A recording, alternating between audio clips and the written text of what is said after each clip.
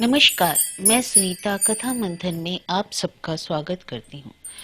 कथा मंथन में आज सुनिए भाभी उपन्यास का 5वां अध्याय।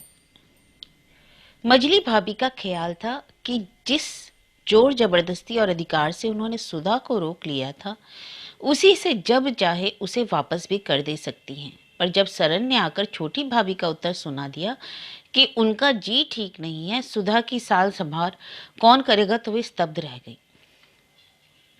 स्तब्ध तो मैं भी रह गई, क्योंकि भाभी ने कब सरन को भेजा और उससे क्या कहलाया यह मुझे भी मालूम न था। मैंने कहा, ऐसी क्या पड़ी थी भाभी जो तुम सुधा को भेज रही हो? भाभी ने कोई उत्तर नहीं दिया। सरन से बोली, तुम एक बार फिर उधर चली जाना, पर नहीं ठहरो, अभी तुम जाओ, कल कहूंगी। सरन चली गई।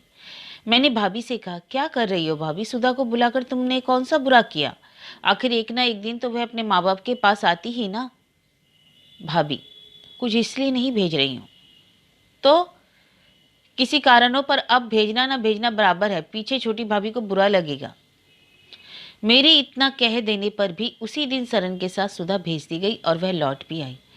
छोटी भाभी की निष्ठुरता पर मुझे क्रोध आया। मैं बड़ी देर तक उन्हें ज्यों त्यों कोसती रही। मजली भाभी मालूम पड़ता है सुधा को भेजकर सशंक बैठी परिणाम की प्रतीक्षा कर रही थी। जब वह लौट आई तो उनका मुंह छोटा सा हो गया। इतनी निष्प्रभ वे कभी ना हुई थी। उन्होंने पूछा, छोटी बहू बीमार है तो हमें क्यों नहीं कहलाया? क्या हम इतने गैर हैं? नहीं, कुछ ऐसी बात नहीं, सरन ने कहा। मजली भाभी की एक ही बात ने मुझे उनकी प्रशंसिका बना दिया था। मैं अब हर एक पहलू से उनके बड़प्पन को बढ़ाकर देखती थी। उनके अपमान को सहन करना मेरे लिए कठिन हो गया था। मैंने कहा, छोटी भाभी बड़ी पत्थर है, एक बार कड़क कर फिर उनमें लोच नहीं आता। ऐसा भी मान क्या, जब ये बड़ी होकर इतनी झुक रही हैं तो उन्हें यूं ना करना चाहिए था। मैंने सरन से कहा, तुम्हें एक बार मेरे साथ चलना पड़ेगा, मैं भी तो देखा हूं कैसी बीमार है। मजली भाभी, मैं भी चलूं? सरन ने सुझाया, बच्ची सुधा बीमारी से उठी है, आते जाते थक गई है, उसे फिर ले चलना क्या ठीक होगा? तो बीबी रानी को ले जाकर दिखा ले आओ ना। होगा तो मैं संध्या समय चली जाऊंगी, भाभी ने कहा। मैं रास्ते भर तो यही सोचती गई कि छोटी भाभी ने आज उचित नहीं किया, उन्हें आज जी भरकर डांटूंगी। पर घर पहुंचकर देखा तो मैं भयभीत हो गई। इतनी बड़ी बीमारी क्या मैंने सोची थी? एकदम चारपाई से मिल गई छोटी भाभी। कहाँ था उनका वह रूप, कहाँ थी उनकी वह हंसी? क्षीण, दुर्बल, एकाकी, दीन, कुर्री सो पड़ी थी। मैं जाकर खड़ी हो गई। अनायास मेरे मुंह से निकल गया, यह क्या सरन, तुमने क्या यह सब मुझे बताया था? और भाभी से बड़े आवेश में आकर मैंने कहा, भाभी तुम कैसी हो? शरीर का यह क्या हाल कर लिया? भाभी फीकी हंसी हंस दी और बोली, आओ बैठो। सरन बेचारी को दोष ना दो, मैंने ही उसे मना कर दिया था। सोचा था नाहक चिंतित हो उठेंगी और वही हुआ। मैं, बहुत अच्छा सोचती हो, भगवान तुम्हारी जैसी सद्बुद्धि सभी को दे दे तो सेवा का बहुत सा काम हल्का ना हो जाए। भैया देवधर दूसरे कमरे में दवाई तैयार कर रहे थे, लेकर आ पहुंचे। मैंने कहा, भैया तुम भी इनके सिखाने में आ गए, खबर तक ना की? ये स्त्री थोड़े ही है, पत्थर है, निरी पत्थर। देवधर, पत्थर नहीं, फौलाद है, ना हकीम की बात मानेगी ना डॉक्टर की। इतने दिन हो गए, आज खुशामद कर करके हार गया, पर मजाल जो एक खुराक भी पी हो तो खबर तो की होती आपने। देवधर, पागल हुई है क्या वीनू? खबर कैसे करता? कहो ना, मना कर रखा था, पर इस तरह चुपचाप दुनिया से चल देना क्या सहज है? कोई किसी को खबर ना करे, पर भगवान क्या इतने लापरवाह हैं? अच्छा लाओ दवाई मुझे दो। मैंने भैया के हाथ से प्याला ले लिया। भाभी धीरे से बोली, रह जाओ, मैं ऐसी बीमार थोड़े ही हूँ जो दवाई पीकर मुंह को कड़वा करूं। मैंने उत्तर दिया, दवाई पीने से मुंह कड़वे होते हैं तो बोलो मिश्री घोल कर पिलाऊं? अभी तक जवान इतनी चटोरी है, अच्छी। मैंने प्याला ले जाकर होठों पर लगा दिया। वे हाथ से मेरा हाथ पकड़ते हुए बोली, ना मानोगी? नहीं, तुम्हें मेरी कसम। और तुम्हें जो मेरी कसम, जो एक ही घूंट में इसे ना पी गई, तो तुम ना मानोगी ना? अच्छा लाओ। मैंने हाथ के इशारे से उन्हें उठाया और दवाई पिला दी। दवाई पीकर बोली, अब तो खुश हो? मैंने होठ बिचका कर कहा, तो मेरे ऊपर एहसान किया है क्या? एहसान अपने ऊपर कर रही हो, एहसान उन पर कर रही हो। मैंने उंगली दिखाकर भैया देवधर को बता दिया। भाभी हंसकर बोली, तो आज लड़ने ही आई हो? जी जरूर। तो दो चार खुराकें पिलाकर मुझे लड़ने लायक तो बना लो, मैं तुम्हारी चुनौती स्वीकार करती हूँ। अच्छी बात है, वही करूँगी, मैंने कहा। भैया देवधर की ओर घूमकर मैंने पूछा, भैया ये बीमार कब से हैं? अभी उस दिन घर गई थी तब तो ठीक थी। बस जब से घर से आई है उसी दिन से कुछ उदास है। सुधा को भाभी ने रख लिया, तब से कई दिन तक खाना पीना ही छोड़ रखा। भाभी, अरे रहने भी दो, क्या बीमारी ये सब कारण लेकर आती है? तुमने तो एक ही मर्ज पकड़ रखा है, सुधा सुधा सुधा। जब देखो सुधा। यह भी देखते जा रहे हो कि मैं सुधा के बिना जी रही हूं ना? अगर ना जी सकती तो अब तक कब की मर ना जाती। उस चुड़ैल को क्या मैं अब रख सकती हूँ दिन भर उपद्रव करे? ऐसे जी के जंजाल को मैं क्यों चाहने लगी? ऐसे ही वह होती तो बड़ी भाभी के साथ ना निभ जाती, जिनकी गोद में देकर माँ मर गई थी। मैंने तो देखा था, बिना माँ की लड़की है। अब वह बात भी नहीं रही, उसकी माँ भी आ गई। वह उसे चाहती भी है तो मैं क्यों रोकती? ऐसी लड़कों के चले जाने पर मुझे क्यों दुख होता? मैंने सच पूछो तो उसी दिन से अपने को निर्द्वंद और निश्चिंत समझ पाया है, लेकिन आज ना जाने क्यों। मैंने बीच ही में रोककर कहा, सुधा को उन्होंने फिर भेजा था? भाभी, हाँ, ना जाने क्यों फिर भेजा था। जिसे इतने आग्रह अधिकार प्रयोग के साथ उस दिन रख लिया था, उसे 3 ही हफ्ते में फिर लौटाने लगी। क्या बच्चों को रखना इतना सरल है? एक छोटी सी बीमारी में सबके हौसले पूरे हो गए। अभी पूरी तरह पत्ते भी तो उसे नहीं मिल पाया। मुझे तो उसके धुले कपड़े से भी सूरत देखकर रोना आ गया, पर माँ के हृदय में इतना भी ना आया कि उसे माँ बाप के लाड़ दुलार से वंचित करके चाची के पास भेज दे रही है। मैं स्तब्ध उनका मुंह देख रही थी। सरन अब तक तो बैठी थी, परंतु अब किसी आवश्यक काम से चलती। भाभी ने कहना जारी रखा, एक बार तो जी में आया था कि उसे रख लूं, परंतु मैं क्यों रख लेती? उसकी माँ ही क्यों नहीं रखती? इसलिए मैंने लौटा दिया। कहूँ मैंने कैसा किया? हाँ, अच्छा किया। अच्छा ही किया? क्यों? और यदि रख लेती तो भी तो अच्छा ही करती ना, मैंने कहा। तो कहो मैंने बुरा किया, पर इसमें क्या बुरा किया मैंने? नहीं, बुरा तो कुछ नहीं किया, पर यदि तुम इतना जानती। मैं खूब जानती हूँ, भला मैं क्या नहीं जानती? मैं यह नहीं जानती, किंतु सुधा के आ जाने से तुम्हारी मानसिक व्यथा कम हो जाती। फिर मजली भाभी भी तो अब बदल गई। सुधा को उस प्रकार प्राप्त कर उन्होंने क्या नहीं खो दिया? उसकी कीमत से वे उस अमूल्य निधि का परिवर्तन क्यों ना चाहेंगी? सुधा को भेजना क्या उनका पश्चाताप नहीं हो सकता? भाभी, ऐसा हो तो मुझे सुधा की दरकार नहीं। क्यों? भाभी, अपना जी। परंतु क्यों? भाभी, मैं कितनी बार तुम्हें बता चुकी हूँ रानी, कि अहिल्या नामकरण करने में मेरे माता पिता का और कोई उद्देश्य ना भी रहा हो, परंतु स्वभाव की कठोरता तो है ही। माँ ने स्वयं एक दिन मुझे कहा था। पत्थर की लीक की तरह अटल मेरी जिद पर रीछ और खींच कर उन्होंने पहली बार मुझे इस नाम से पुकारा था। तभी से सब मेरे असली नाम को भूल गए। मैं भी उस भूले हुए नाम को याद रखना नहीं चाहती, जिसका मेरे स्वभाव के साथ कोई साम्य ही नहीं। उसे याद रखने में क्या फायदा? मैं उसी अपने स्वभाव से विवश हूँ। मैं पर अपने स्वार्थ के लिए पत्थर भी तो द्रवित होता है भाभी। कठोरता को भी यह सोचकर तुम्हें मर्यादित करना चाहिए। मेरा इसमें इतना ही स्वार्थ है कि मानसिक बेकली जो थोड़ी बहुत हो रही है शांत हो जाए। भाभी ने बहुत स्थिरता से कहा। मैं, इतना भी क्या थोड़ा है? अधिक सही, पर अपनी कठिनाइयों का स्वागत करना कम है।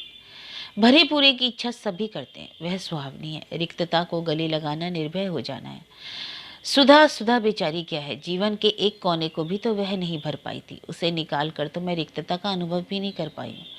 कहते कहते उनका कंठ भर आया, आगे कहने की सामर्थ्य उनमें ना रही। मैंने कहा, देखो तुम्हारे माथे पर पसीना आ गया है, अपने पर रहम करो, अत्याचार मत करो। मैं तुम्हें देखने और हो सके तो कुछ दवा दारू करने आई हूँ, व्याख्यान सुनने नहीं। भाभी, मैं व्याख्यान दे रही हूँ? क्यों? और नहीं तो क्या कर रही हो? अकारण बीमारी को बुलाकर फिर उससे लड़ते लड़ते अशक्त होकर अब मुझसे व्यर्थ बहस में प्रवृत्त हो रही हो। अकारण? कहकर और थोड़ा हंसकर वे मौन हो गई। मौन के साथ आंखों में थोड़ी सी बूंद छलक आई। कंठ कुछ भारी हो गया। मैं निस्तब्ध बैठी रह गई। जीभ नहीं खुल सकी कि कुछ कहूँ। मेरी खिन्नता को थोड़ी देर बाद हटाने की चेष्टा करती हुई बोली, मुझे तो तुमने आकर बचा ही लिया। अब तनिक अपने भैया की फिक्र कर लो। 2 दिन से जो सो खाकर रह जाते हैं। रोटी मैं कर नहीं सकती और बाजार जाकर ये खा नहीं आते। मैंने कहा, मैं भी कैसी हूँ जो आकर इतनी बीमारी में भी तुमसे लंका कांड में प्रवृत्त हो गई, पर भैया की खबर भी ना ली। खैर, अब अभी बनाई देती हूँ, कहकर मैं उठ गई। चौका ठीक किया, सामान निकाला और रसोई करने में लगी। भैया देवधर भी लौट कर आए तो बोले, वीनू तू तो रसोईदारिन बन रही है। मैं, और तुम भूखे भूखे फिरते रहो, किसी से यह नहीं कह पाए कि खाने पीने का प्रबंध कर दिया जाए? आखिर मुझसे तो नहीं रहा जा सकता। भैया, अच्छा यही सही। भैया चले गए। मैं रसोई घर में दाल चढ़ाकर भाभी के पास जा बैठी और साग कतरने लगी। भाभी बोली, इस बार बड़ा अच्छा अवसर था, मैं मर जाती। मैं, चलो रहने दो भाभी, पर ना जाने क्यों मुझे इस जीवन में इतना मोह हो रहा है। मैं सोचने लगती हूँ तुम्हारे भैया के लिए, मैं कैसी मूर्खा हूँ ना। भला मैं यह नहीं सोचती कि सचमुच ही या दिन आ रहा हूँ तो क्या इन्हें तकलीफ हो। एक जाती है दूसरी आ जाती है, इसमें तकलीफ का है कि मैं, आज तुम्हें ज्ञान बहुत हो रहा है भाभी, मैं जाती हूँ, मेरी दाल जली जाती है। मैं उठकर चली गई। स्थिति बड़ी खराब हो गई है। बड़े भैया की नौकरी छूट गई, छोटी भाभी का स्वास्थ्य मेरे लाख यत्न करने पर भी आगे नहीं बढ़ा, बल्कि दशा क्षीणतर होती जा रही है। मझले भैया के पैर में कुछ तकलीफ हो गई है। उधर मेरे गौने के लिए बराबर ताकीद हो रही है। मैं बराबर सोचती हूँ एक घर के 3 घर हो जाने से जो असुविधा बढ़ गई है वह कैसे दूर हो, परंतु मैं क्या कर सकती हूँ। छोटी भाभी को सुधा के नाम से चिढ़ हो गई है। मैं कभी बात चलाती हूँ तो उन्हें सहन नहीं होती। शायद सुधा का नाम भी वे अपने कानों में पड़ने देना नहीं चाहती। डॉक्टर आता है और देख जाता है, दवाई देता है, खाती हैं, पर मेरा जी ना जाने क्यों यही कहता है कि एक बार सुधा को लाकर उनकी गोद में रख देने से उनके प्राण रह जाएंगे। मुझे आज 8 दिन यहाँ पूरे हो जाएंगे। मेरे गौने की तारीख टल गई है, पर भाभी के दिन जैसे पूरे हो रहे हैं। डॉक्टर भी इधर कुछ व्यग्र से हो रहे हैं। आज मझले भैया ने छोटे भैया को बुलाया था। उनसे मालूम हुआ कि उन्होंने कहा है कि बड़े भैया वापस घर आ जाएं। छोटे भैया उन्हें कहने गए भी थे और बड़े भैया ने अपनी स्वीकृति भी दे दी थी, परंतु बड़ी भाभी तैयार नहीं ना हुई। उन्होंने कहा, बताते हैं कि वे जीते जी तो अब इस घर में पैर ना रखेंगी। मेरी आंखों के सामने मझली भाभी की निष्कलुप मूर्ति है, परंतु तो भी आज ना जाने क्यों मेरा अंतःकरण आज उन्हें बराबर कोस रहा है। बड़ी भाभी की चीर परिचित कर्कश मूर्ति आज मेरी श्रद्धा को अनायास अपनी ओर खींच रही है। संध्या के 4 बजे हैं। मैं छोटी भाभी को दवाई देने का मन कर रही थी कि सरन दौड़ी हुई आती है। सरन, हाय गजब हो गया बिटिया रानी, मझली बहू। क्या हुआ सरन? मैं घबरा कर बोली। सर, मझली बहू कुएं में गिर पड़ी, चलो जल्दी चलो। छोटे बाबू कहाँ हैं? भैया देवधर भीतर ही थे, सुनकर भी निकल आए। मेरा हाथ से शीशी छूटकर चुरचुर हो गई। मैं भैया देवधर के साथ बेतहाशा भागी। छोटी भाभी को शायद झपकी आ गई थी और वे पूरी बात सुन न सकी, इसलिए वे मुझे पुकारती रह गई। मैं घर पहुंची। भैया देवधर मुझसे पहले ही पहुंच गए थे। छुन्ना कहार आकर कुएं में उतर चुका था। 2-3 मोहल्ले के लोग पहुंच गए थे और वे भाभी को निकाल रहे थे। बड़ी कठिनाई से 4-4 अंगुल करके रस्सी खींची जा रही थी। मेरा शरीर कांप रहा था और हृदय धक धक कर रहा था। थोड़ी देर में भाभी का चेहरा, फिर शरीर कुएं से बाहर निकाला गया। उनके मुंह से ऊँ ऊँ जैसी कर्राने की आवाज निकल रही थी, परंतु शरीर शायद झन नहीं कर रहा था। कुएं के पास ही बिछौने पर उन्हें लिटा दिया गया और उपचार किया जाने लगा। छोटे भैया डॉक्टर के लिए दौड़े गए। डॉक्टर आए, परीक्षा की और ना जाने बड़ी देर तक क्या समझाते रहे और फिर चले गए। थोड़ी देर में एक नर्स आवश्यक औषधियां लेकर आई। इस बीच मछली भैया ने भैया देवधर को भेजा कि बड़े भैया को खबर कर दें। 1-1.5 घंटे में बड़े भैया आ पहुंचे। उनके पीछे बड़ी भाभी भी यह कहते कहते घुसी, हाय जो कहीं मैं इनकार ना करती उसी समय चली आती, परंतु मेरी मति पर पत्थर पड़ गए थे। मैं अब तक भय से बराबर कांप रही थी। अब भाभी को देखते ही मुझे रुलाई आ गई और मैं सिसक सिसक कर रो पड़ी। भाभी, रोने से क्या होगा, आओ कुछ उद्योग करें। भाभी के साथ साथ मैं मझली भाभी के शरीर के उस ओर बैठ गई जिधर उन्होंने इशारा किया। नर्स ने कहा, मालूम पड़ता है चोट बहुत लगी है, अभी तक जरा भी उन्नति नहीं हुई है। मैं, लेकिन मैम साहब अच्छी तो हो जाएंगी। कह नहीं सकती, आशा बहुत कम है। नर्स ने कहा, किसी तरह के उपचार में कमी नहीं रखी गई, लेकिन भाभी को होश नहीं हुआ। रात के करीब 1 बजे उनका चोला छूट ही गया। इतनी जल्दी इतना अनर्थ हो जाएगा यह कौन जानता था। बड़ी भाभी कितनी ही विषाक्त क्यों ना हो, पर आज उनका मन उन्हें बराबर बार बार धिक्कार रहा था। वह धिक्कार बिना बोले ही उनके चेहरे से झलकता था। उसे वे छिपाने के लिए व्यग्र नहीं दिखाई देती। प्रतीक होता था कि वे अपने दोष को समझ रही हैं और उस आरोप से अपनी रक्षा नहीं करना चाहती। रात्रि के इस अंधकार में जब कि मझली भाभी का शव दालान में सुहाग की साड़ी ओढ़े पड़ा था, बड़ी भाभी मुझे सबसे श्रद्धास्पद लग रही थी। रामू और सुधा एक चारपाई पर सोए थे, लेकिन हम सबके एक साथ रो पड़ने से उनकी नींद खुल गई थी और वे भी रोने लगे। उनके मन में ना जाने कौन सी भावना उमड़ पड़ी थी।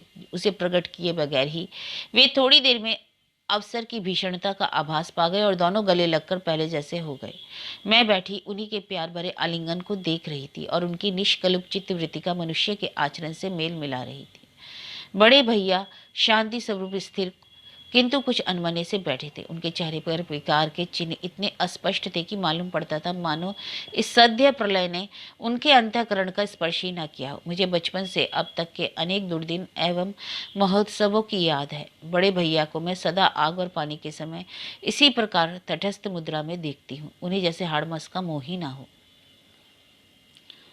उनके समीप ही भैया श्रीधर सिर नीचा किए बैठे थे। इतना नीचा कर लेने पर भी हृदय का हाहाकार उन्हें चेहरे पर स्पष्ट अंकित था। उस महान व्यथा का कितना अंश उन्होंने आंसुओं में धो डाला, यह उनके संबंध में किसी से पूछने की जरूरत नहीं थी। इतने दीन और करुण तो वे उस दिन भी ना हुए थे जब बच्ची सुधा को छोड़कर उसकी माँ चल बसी थी। बार बार शव की ओर देखकर वे जब सांस लेते थे तो कोई अव्यक्त कहानी अपने आप को कह डालने के लिए आतुर जान पड़ती थी। देवदर भैया से बुलवाकर मैंने सरन को छोटी भाभी के पास भेज दिया था और उसे समझा दिया था कि वह उन्हें कुछ बताए नहीं। मैं नहीं चाहती थी कि इस दुस्संवाद को वे इतनी जल्दी सुन ले, किंतु जान पड़ता है कि वे ना मानी। सरन भी उनके सामने अधिक देर तक उसे छिपा ना सकी। आखिर उसे कुछ ना कुछ बताना ही पड़ा और उसी पर वे नाना प्रकार के अनुमान करने लगी। बार बार उठ उठ कर बैठ जाती और खड़े होने की चेष्टा करती। बेचारी सरन डर गई, उससे वे संभल ना सकी। तब आधी रात में वह दौड़ कर आई और खबर भी दी। हम में से कोई इस नए समाचार को सुनने को तैयार ना था। यह सुनकर बड़े भैया ने देवधर को और मुझे भेजने के लिए क्रमशः हम दोनों की ओर देखा। उसी समय हम गए। भाभी ने मुझे देखते ही पूछा, क्यों, क्या हुआ? मैंने कहा, लेटी रहो, जो हुआ है सो तो हुआ ही है। मुझे बताओगी नहीं? बताओ। व्यर्थ की बातों में तुम्हारी इस कमजोरी के समय कहने से तुम्हें परेशानी में डालना है। भाभी, तो क्या तुम्हारे ना कहने से इतनी बड़ी बात छिप जाएगी? इतनी भारी दुर्घटना का हाहाकार तो मैं देखती हूँ, सारी दुनिया में भर गया है। तो तुम सुन चुकी हो? हाँ, मैं सुन चुकी हूँ और खुश हो चुकी हूँ। क्यों नहीं भूलती हो? मैं सुनकर रो चुकी हूँ। कितनी आतुरता से सब पर अधिकार करती आई थी वे। घर गृहस्थी को, चीज वस्तु को, स्नेह संबंधियों को जिस तत्परता से उन्होंने अपने साथ लपेट लिया था, अपनी कही जाने वाली हर एक चीज पर अधिकार जमा लिया था, उस सब को उसी तत्परता से छोड़कर चली गई एक क्षण में। मोह भी कैसा और त्याग भी कैसा। कहकर भाभी रोने लगी। उनकी आंखों से आंसू की धारा बह चली। मैंने कहा, देह के साथ ही मोह होता है, पर देह की क्षण भंगुरता जानते हुए भी क्या कोई उस मोह को छोड़ सकता है? पर भाभी वहां जाने की जिद करने लगी तो मैंने भैया से कहा, भैया भाभी क्या कह रही है, सुनो तो आकर जरा। क्या कहती है? कहती है वहां चलेंगी। भैया पास आकर बोले, क्यों चलोगी? चल भी सकोगी? और यह दवाई तो ज्यों की त्यों रखी है, बिल्कुल नहीं पी गई। भाभी, तुम्हें दवाई की पड़ी है? मैं कहती हूँ मुझे वहां ले चलो। अरे मैं कब इनकार करता हूँ, उठो चलो। भाभी उठकर बैठ गई। मैं भैया से बोली, क्या कहते हो भैया, इस हालत में इतनी रात को ले जाएंगे कैसे? भैया, पर जब मुंह से निकल गया है तब ये बगैर एक बार जाए मानेगी कब? लेकिन सवेरा नहीं होगा क्या? थोड़ी सी तो रात बाकी, अभी ले चलना ठीक नहीं। भैया मेरी बात कौन सुनी करके भाभी से बोले, चलती क्यों नहीं? उठो, बिस्तर से उतरो। तुम लोगों की इच्छा नहीं है, नहीं जाऊंगी, कहकर भाभी लेट गई।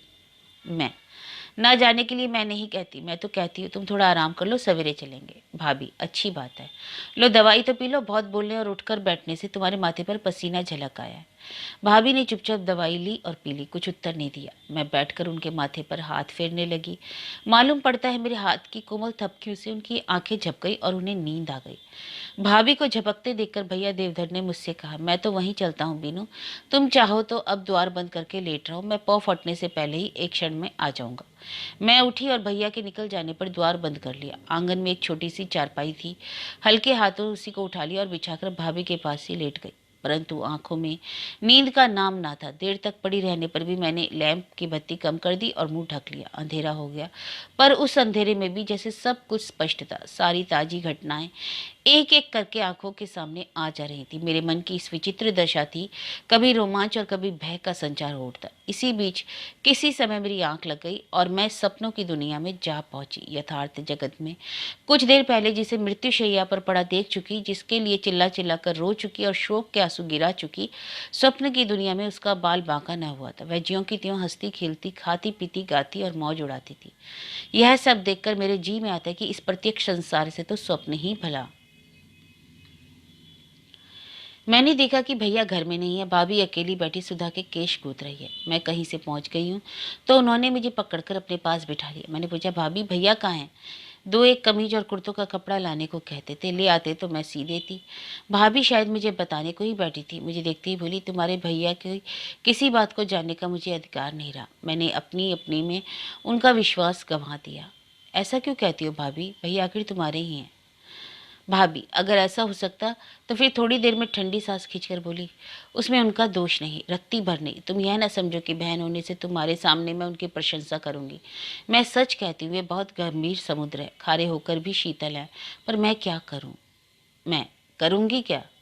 उन्हीं गुणों के कारण उन्हें छोड़ दोगी? भाभी, यही तो सोच रही हूँ क्या करूँ, पर उनका विश्वास खोकर मैं घर में भला रह भी सकूंगी? मैंने कहा, इस अपने मन के पाप को निकाल फेंको भाभी। भैया यह सब जी में रखने वाले आदमी नहीं। भाभी, वे ऐसे नहीं हैं, पर मैंने अपने कामों से ऐसी धारणा बना लेने के लिए उन्हें विवश कर दिया। मैं, इन मामूली बातों को इतना बढ़ाकर क्यों सोचती हो?